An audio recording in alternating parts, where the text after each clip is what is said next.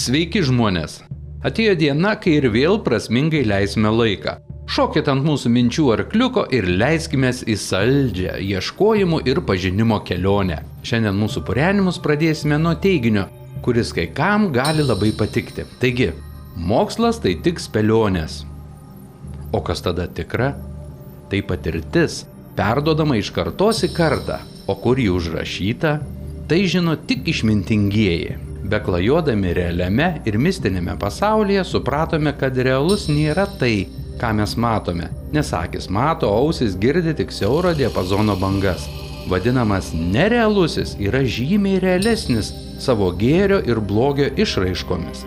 Jei anksčiau blogis buvo įvardijamas demonų vardais, tai šiandien bevardžiai lengviau užkariauti vis naujas žmonių sąmonės erdves. Dažniausia be įvardinimo egzorcistai negali išvaryti iš žmogaus piktosios dvasios. Apie tai besidomintis gali paskaityti Gabrielės Damort knygose. Įkurta egzorcistų asociacija vienyje vadinamus pasauliečius psichikos gydytojus ir žmonės, kurie realiai išvaro piktasias dvasias. Savo ieškojimuose priartėjome prie žmogaus. Jis ir yra angeliukų ir demonų buveinė, jei norite gėrio ir blogio ištakos. O kas apsprendžia žmogaus būti? Nuo ko priklauso žmogaus prigimtis, tolimesnis asmenybės vystimasis? Ogi, ką gavo iš tėvų ir iki suvokiant save kaip asmenybę, tuo metu kas būna šalia ir daro įtaką jauno žmogaus pasirinkimams. Seneliai, proseneliai, tėvai, darželis, mokykla. Kokia šiandien švietimo sistema? Ar mokoma to, ko reikia žmogui? Ar formalus švietimas lemia išsilavinimo kokybę? Lietuvos švietimas ir aukštasis mokslas ruošia per daug inteligentų. Ir taip dabar yra madinga kartuoti, kad Lietuvoje per daug aukštojo mokslo. Aš ne tą turiu minty. Man atrodo, niekada Lietuvai nebus per daug išsilavinusių, išsimokslinusių žmonių ir žinoma, čia reikėtų siekti kaip idealo, kad visi visuomenės nariai būtų su aukštuoju išsilavinimu. Aš turiu minty kitą aspektą. Priminsiu gerbėmiems žiūrovams psichologų seniai išnagrinėtus 3 mąstymo lygius. Pirmam lygyje dirbame elementarius darbus. Vairuojam automobilį, dirbam kasdienius darbus, tai yra pirmas lygmuo, kuris nereikalauja intelektualinės įtampos. Antrasis lygmuo yra inteligencijos lygmuo. Tai štai čia nuo 1 klasės pradedam rengti inteligentą ir baigiame universitete. Gal būtų viskas gerai, bet man atrodo, kad čia per daug teikiame formalių žinių. Jeigu prieš 20 metų, kai dar neturėjom interneto ir kitų ryšio priemonių, žinios buvo būtinos ir mokytojas turėjo perduoti žinias mokiniams, dėstytojai, studentams, tai žinoma, kada dabar yra begalės ryšio priemonių ir visa informacija yra po ranka, tai tikriausiai nereikia mokiniams per 12 metų, vienas mokslininkas paskaičiavo, mes įperšame mokiniams apie 5000 sąvokų. Ir dar kokių, prisimenat, dezoksiribonukleininė rūgštis, reikėjo ir formulę mokėti. O kvadratinę lygtį, ar taip jau dažnai gyvenime sprendžiam? Aš matematiko turiu Vilniaus universiteto matematiko diplomą, bet prisipažinsiu, man gyvenime nereikėjo spręsti kvadratinės lygties. O logaritmai, trigonometrija, integralai ir visa kita. Psichologai seniai nustatė, kad nepanaudotos žinios po metų 90% pasimiršta. Taigi mes kemšam tą moksleivį, tą studentą kaip puodynę žinių ir susimastom, kad ta puodynė dėja kiaura, kad daug kas išbyra, nelieka ir kita vertus, jeigu specialistui reikia tam tikrų specifinių žinių, tai žinoma, jis taip pat gali jas susirasti. Ir manyčiau, kad ir čia ir aukštąja moksle nemaža problema keliama, studentų, tarkim, nesąžiningumas egzaminų metu, nusirašinėjimas. Tai aš manau, kad tą problemą lengviausia išgyvendinti, leidžiant naudotis viskuo, ką tik sugeba rasti studentas, nes taip ir realiam gyvenime. Gali viskuo naudotis, tačiau privalai sugebėti per nustatytą laiką išspręsti problemą. Nereikia mums ruošti enciklopedijų, bet štai mes per 12 metų mokykloje, po to dar universitetas 4 arba 6 metai, 18 metų ugdome inteligentą, labai išsilavinusi, išsimokslinusi, bet psichologai akcentuoja trečią mąstymo lygmenį. Tai yra toks mąstymo lygmuo, kai žmogus pasireiškia ne tik tai aukšta kvalifikacija ir intelektinėmis žiniomis, gebėjimais, bet jis sugeba pats susikurti darbo vietą, pats kurti tam tikrą pridedamą vertę, sukurti naują produktą. Tai psichologai priskaičiuoja, kad tokių žmonių yra visuomenėje nedaugiau kaip 20%. Daugelis dėja pasilieka antram inteligencijos lygmenyje, tai yra kvalifikuoti darbuotojai, gerai dirba, bet jiems reikia vadovauti, jiems reikia dažnai ir nurodyti. Tai trūksta, taip vadinamo verslumo.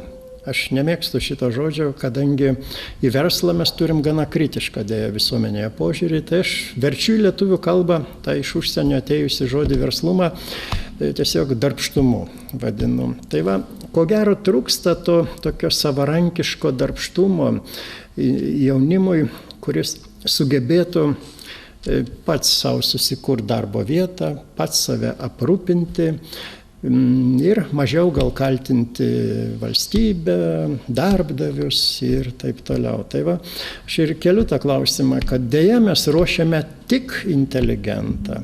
Gerai, kad jis išsilavinęs, gerai, kad jis nesikeikia, kultūringas ir inteligentiškas žmogus, tai yra nuostabu, bet tai, kad neinama į trečią lygmenį, kad mūsų jaunimas nesugeba pats susikurti savo darbo vietų, man atrodo, yra didelė problema. Jei šeimai netinka esama švietimo sistema, ieškoma alternatyvų, tiksliau papildų. Ar mokykloje gali susiformuoti mokykla?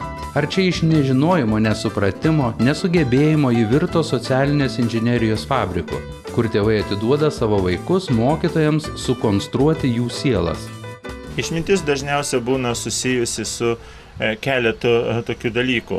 Yra mokytojas, kurio bandoma pasiklausyti, tai yra, pavadinkime, tai išminčiumi, arba yra susikūrę mokykla, ne mokytojas, ar mokykla, gerąja prasme, ne tokia prasme, kad švietimo ministerijos kuruojama mokykla, o mokykla kaip tai, kad kur žmonės susirinkę kartu mokosi iš vieno mokytojo ir paprastai štai šitos mokyklos pagal senąją tradiciją jau mano įvardintų, ar tai kalbėsime budizmo, sufizmo, hermetizmo, neoplatonizmo, daugybė yra filosofinių, religinių krypčių ir kiekvienoje jų yra formuojama taip pat daugybė mokyklų. Tai yra ne viena mokykla, gali būti sufizmo, daugybė mokyklų. Ne viena platonizmo ar neoplatonizmo mokykla, bet daugelis mokyklų.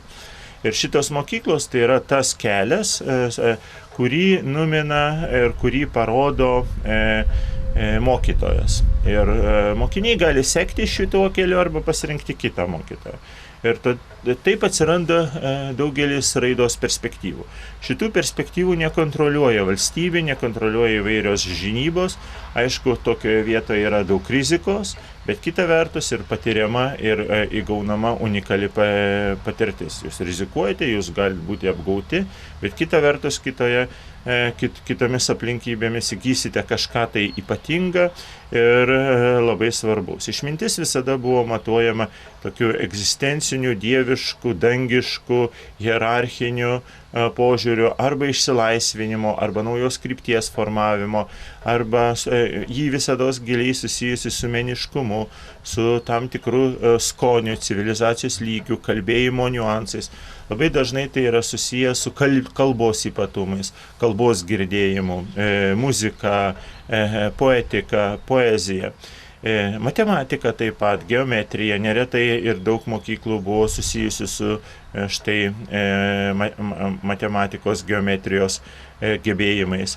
Bet šiandien štai šitos mokyklos yra tas tai įprastinis, klasikinis mokyklos supratimas yra pakeistas visai kitų fabrikais. Yra didžiuliai fabrikai mokyklos, kur susiformuoti iš tikrųjų labai įdomu, mokyklai susiformuoti labai sunku yra. Todėl, kad tai, ką mes vadiname šiandien mokykla, yra iš tikrųjų ugdymo ir lavinimo įstaiga, toks priklausanti švietimo tinklui. ir šitame švietimo tinkle ugdymo lavinimo įstaigos, jos veikia panašiai kaip ir kitos įstaigos, sakykime, ar tai ligoninės, ar tai klinikos galėtų, archyvai, muziejai ar net kalėjimai. Tai vieninga sistema ir šitoje vieningoje sistemoje pakliuvę žmonės, jie yra konstruojami. Tai mokykla yra socialinės inžinerijos fabrikas. Ir vaikai yra siunčiami į šitos socialinės inžinerijos fabrikus, manant, kad inžinieriai, mokytojai sugebės jų sielas sukonstruoti tokiu pavidalu, kad ir tėvam patiks, ir visuomeniai bus gerai, ir netgi kokia nors darbovietė juos priims po to. Štai šitas kelias, apie kurį dabar kalbu, jis nieko bendro neturi su tais ankstesniosiam mokyklom, kurios pirmiausia rūpinosi neįsidarbinamumu, o rūpinosi sielos kelionė ir sielos išlikimu, egzistencija arba dvasios stiprybė, jos gebėjimu keistis, patirti ontinės, tai yra būtiškas transformacijas. Na, štai šito dalyko ir beveik nėra. Žinoma, kad yra vienas kitas mokytojas, kuris šitoje įstaigoje partizanauja, mes taip vadiname. Ir partizanaudamas bando sukurti ką nors gražaus, kūrybiško, šviesaus, bet nuolatos yra susidūręs su sistemos smagračiais. Daviau klausimą Facebooko draugams, ar yra protingi žmonės ir kvaili. Tik po kiek laiko atsirado tas, kuris įvardino, kad esame tik visi skirtingi. Kitas parašė, kuo žmogus kvailesnis, tuo laiko save protingesniu už kitus. Taigi, ar vaikai šeimoje laukiami, ar protingiau kabutėse neturėti vaikų? O kam tada gyventi? Tai lietuviai. Neišmintingi, kad nežiūri savo ir vaikų sveikatos. Ar tas, kuris muša, yra neteisus? Šeimos planavimas. Reikėtų paplanuoti. Kada turėsim amerikonų tradicijoje, amerikiečių, Jungtinės Amerikos gyventojų, Kanados tradicijose yra tas šeimos planavimas, jie numato už kiek metų, kiek turėsim vaikų, kada po to saugosi nuo bereikalingo nėštumo, nes žino apie aborto žalą. Ir planuoja ir laukia į priekį.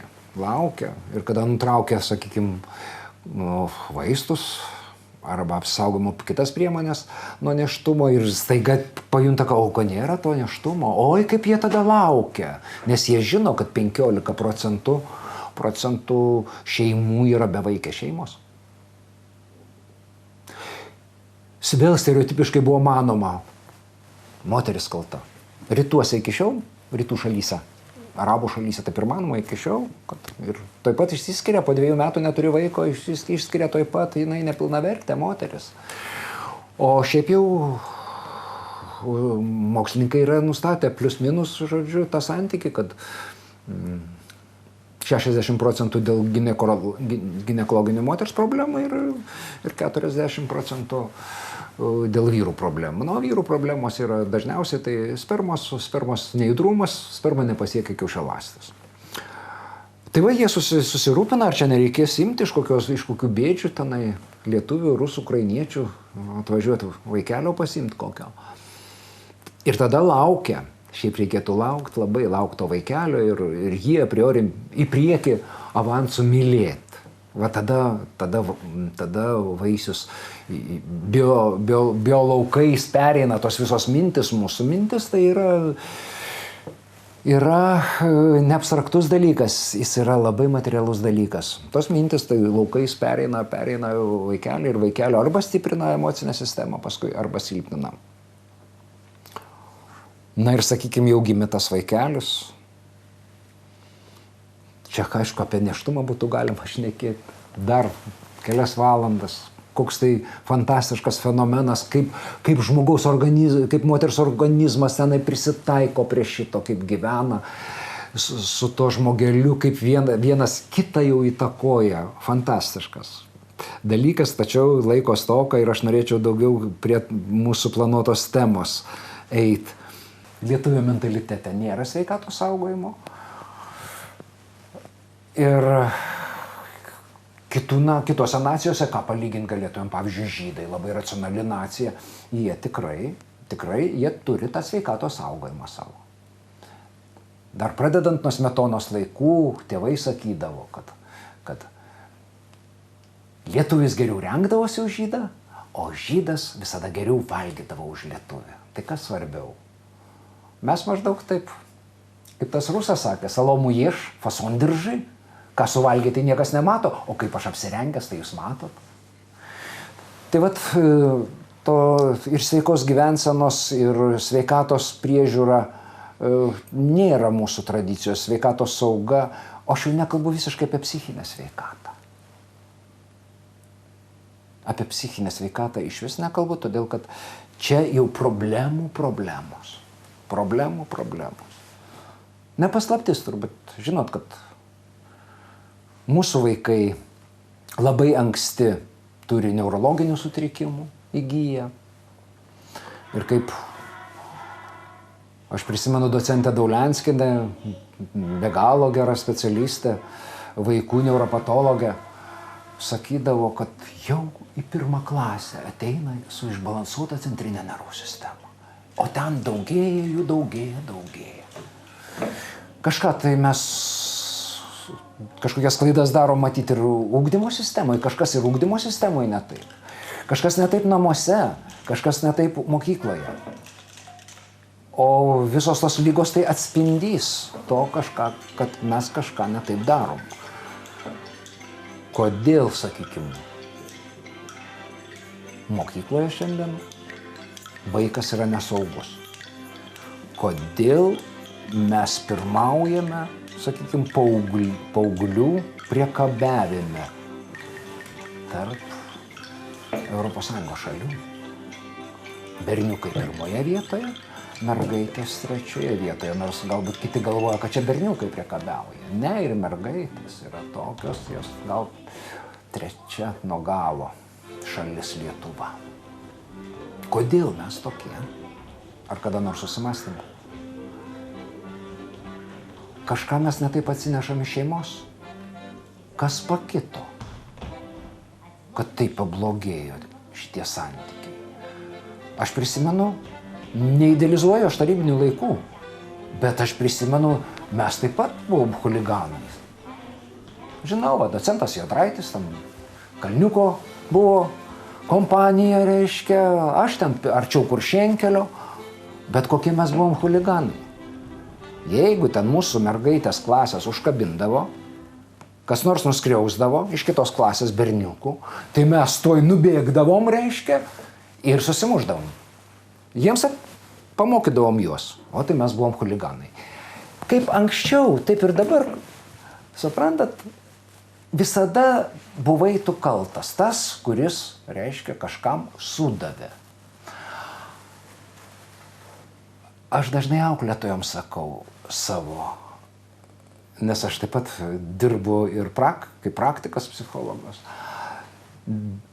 Sakau auklėtojams, pasistengkit išsiaiškinti, kad nebūtų tradiciškai.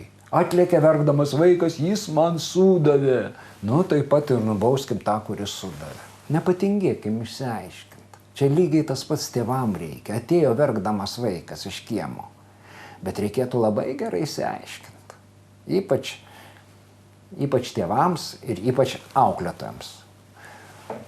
Atverti tą visą scenarijų, o kaip ten buvo. Ir dažniausiai būna, kad tas, kuris gavo, tas ir yra kaltas. Jis išprovokavo, jis pasakė tą negerą žodį, jis ten jį stumtelėjo, jis išprovokavo šitą žmogų, kad tas irgi gindamas savo garbę atkeršė.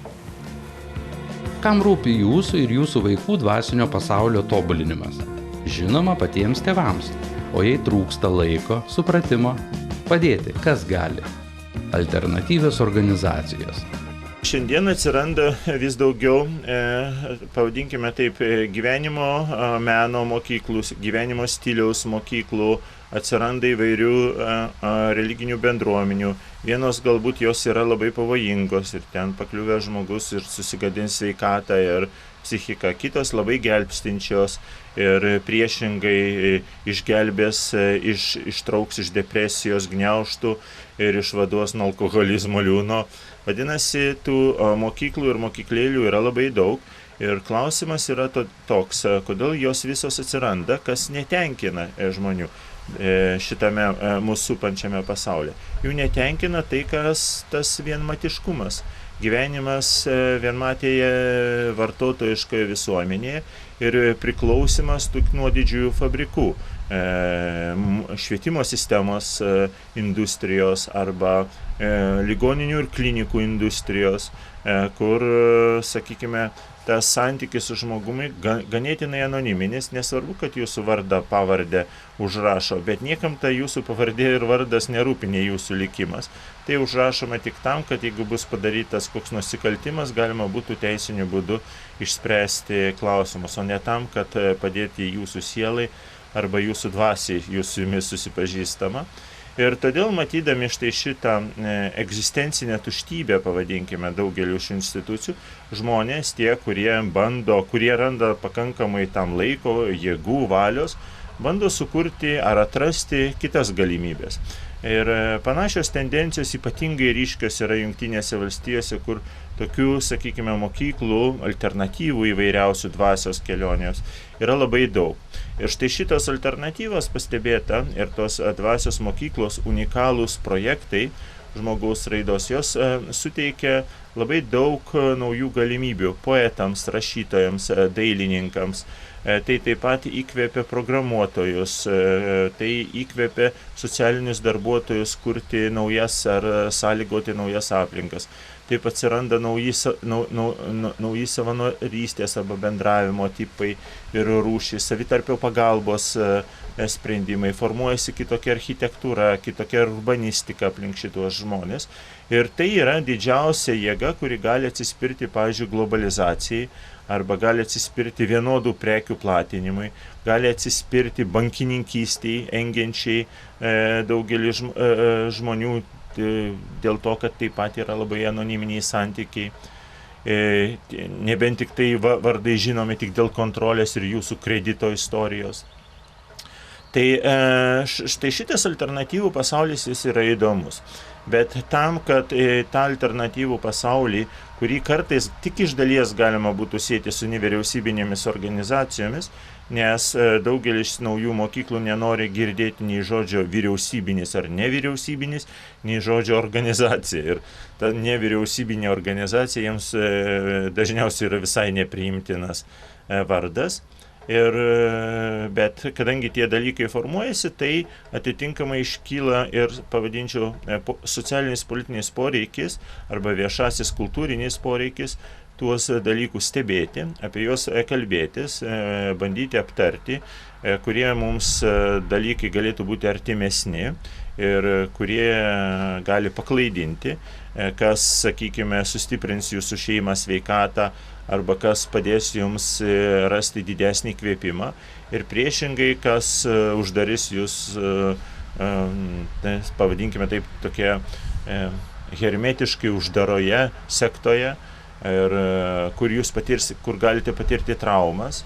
Ir tai tuos dalykus reikia viešai diskutuoti, ne tam, kad juos panaikinti, o tam, kad įsileisti mums priimtinų įvairovių dar daugiau. Kad kadangi mūsų visuomenė yra pakankamai turtinga, viduramžių visuomenė galėjo sau leisti tokių įvairovių nedaug. Tai vadinasi, viena kita mokyklėlė per visą ten, sakykime, tokią šalį kaip Lietuva unikali, bet šiandien mes gyvename pakankamai išsivysčiusioje ir turtingoje šalyje ir galima leisti daug tokių mokyklų. Išsivysčiusios šalys kitos, Didžioji Britanija, Jungtinės valstijos, Olandija, jose yra galybė tokių krypčių, mokyklų, jos mezga tarpusavio tarptautinius ryšius, jos puoselėja įvairias praktikas, leidžia unikalią literatūrą ir tai iš tikrųjų didelė dvasinė ir kultūrinė patirtis. Pavyzdį, kaip minėjau, semėmės iš praeities. Pasiklausykime Gražbylės Venclauskaitės. Ji ne iš kito pasaulio, ne iš kitos planetos.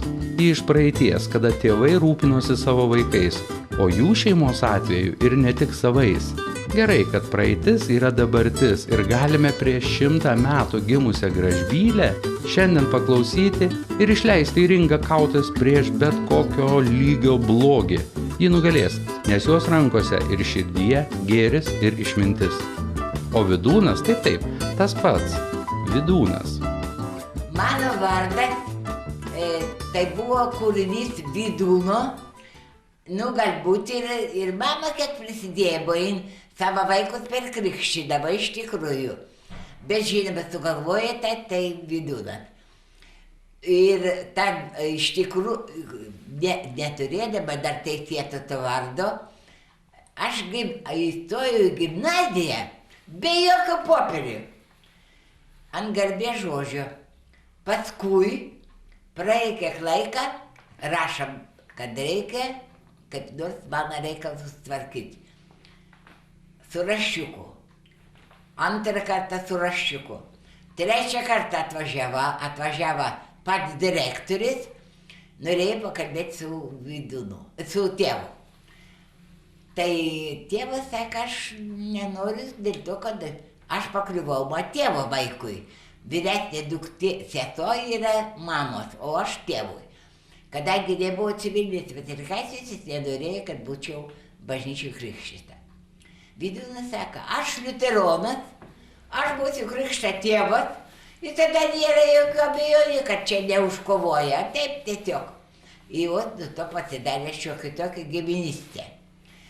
Nepasakyčiau, kad artima, dėl to, kad jo filosofija tokia amžiaus vaikams nesuprantama.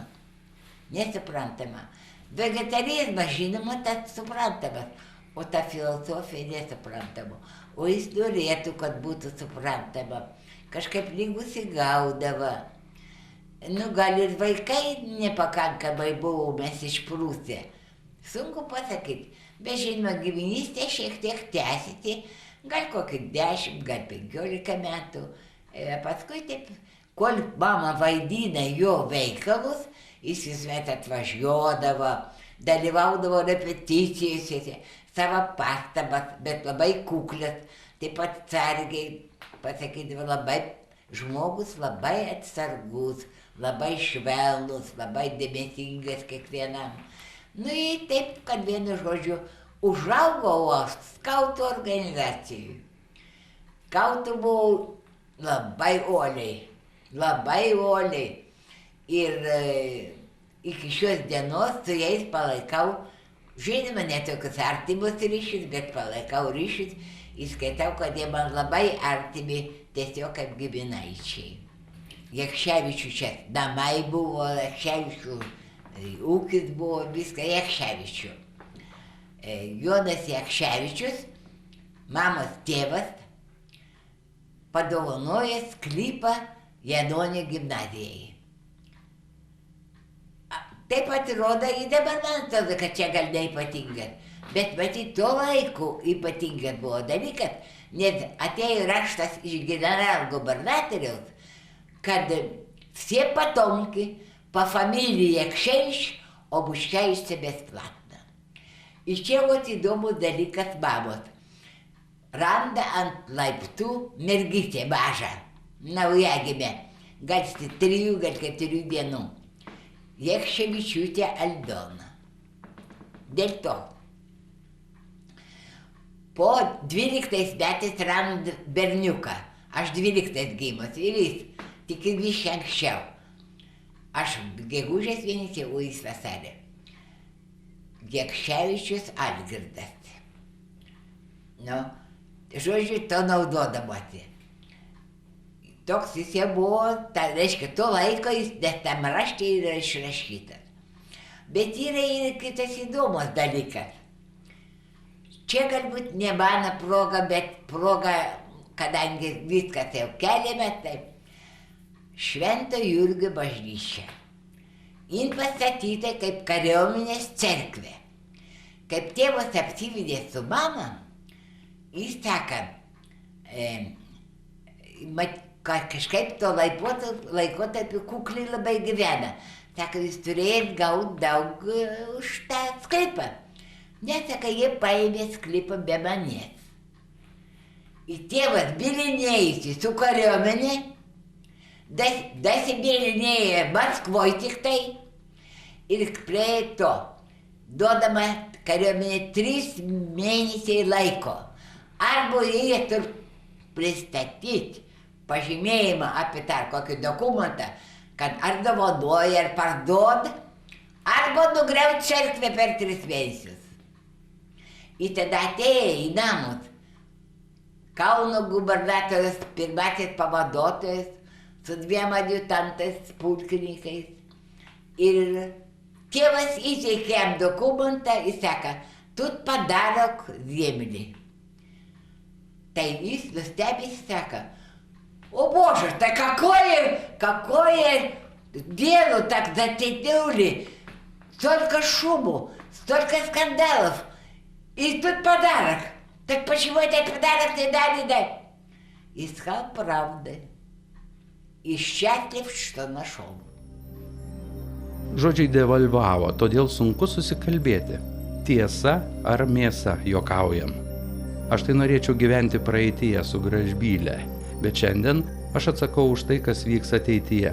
Taigi ir ateitis yra šiandien. Tai atiduosim valstybei ar patys būsim atsakingi už vaiko sielą.